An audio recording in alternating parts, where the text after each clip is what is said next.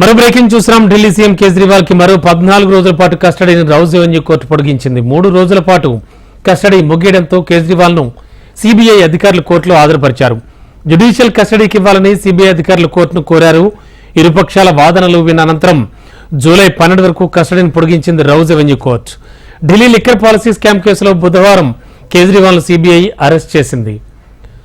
మా కరెస్పాండెంట్ శిరీష్ ఢిల్లీ నుంచి లైవ్ లో సిద్ధంగా ఉన్నారు. శిరీష్, ఏం జరుగుతోంది? మళ్ళీ కస్టడీ పొడిగించారు అంటున్నారు కేజ్రీవాల్ది. రమణ, ఢిల్లీ సీఎం అరవింద్ కేజ్రీవాల్ కు జైలు కష్టాలంటే ఇప్పట్లో తప్పేలాగా కనపడడం లేదు. ఎందుకంటే ఈ రోజు ప్రత్యేక కోర్టు కేజ్రీవాల్ కు విధించిన 4 రోజుల కస్టడీని కూడా ముగిసింది.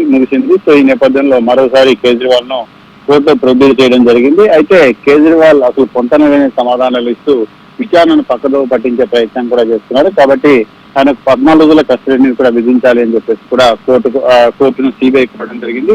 సో ఈ నేపథ్యంలో కోర్టు కేజ్రీవాల్ కు 14 రోజుల కస్టడీని కూడా విధిస్తూ ఉత్తర్వులు కూడా జారీ చేయడం జరిగింది. సో 14 రోజులు అంటే జూలై 12వ తారీఖు వరకు కూడా కేజ్రీవాల్ జైల్లోనే ఉండే అవకాశం ఉంది. అయితే ఈడీకి సంబంధించిన కేసులో జార్ఖండ్ మాజీ సీఎం హేమంత్ సోరెన్ కు బెయిల్ వచ్చిన నేపథ్యంలో కేజ్రీవాల్ తనకు కూడా ఊరట లభిస్తుందని చెప్పేసి భావించారు. కానీ కేజ్రీవాల్ కు ఊరట దక్కకపోవడం అనేది ఇక్కడ ప్రధానంగా చూడాల్సిన అంశం.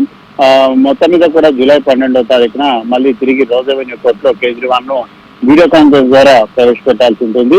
సో ఈ లోపు విచారణకు సంబంధించి ఏదైతే పురోగతి ఉందో దాన్ని కూడా కోర్టుకు సమర్పించాల్సి ఉంటుంది.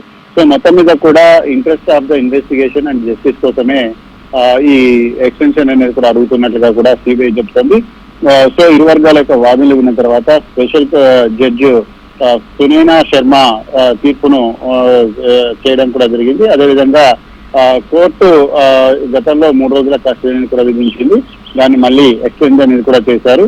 సో మొత్తం మీదుగా చూసినట్లయితే కేజ్రీవాల్ పాలసీ మొత్తాన్ని కూడా సౌత్ లాబీకి అనుకూలంగా మార్చే ప్రయత్నం చేశారు.